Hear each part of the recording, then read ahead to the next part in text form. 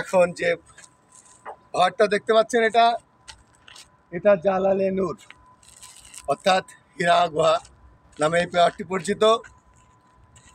এই পাহাড়ে একসময় হযরত মুহাম্মদ সাল্লাল্লাহু আলাইহি ইসলাম তার ওহী নাজিল হয়েছিল এই পাহাড়ে। তিনি সেই সময় পাহাড়ের গুহায় ধ্যান করতেন। এই পাহাড়টা তখন অত সহজ ছিল না কোনো সিঁড়ি।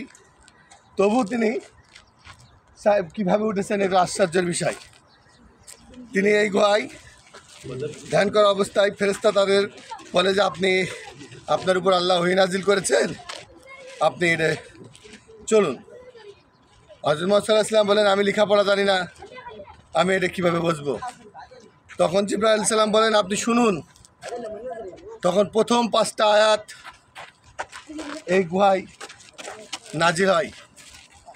আর সেই থেকেই ইতিহাসের পাতায় মুসলিম সাম্রাজ্যের এই ইতিহাসে উঠে গেছে এইটাই ঐতিহাসিক জায়গা হিসাবে কুরআন নাজিলের প্রথম 5 আয়াত এখানে গিয়ে নাজিল করা হয়।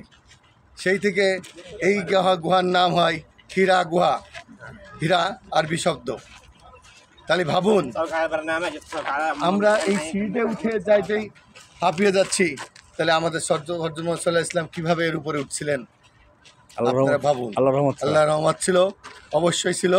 হ্যাঁ, এইখান থেকেই কোরআনের শুরু হয়।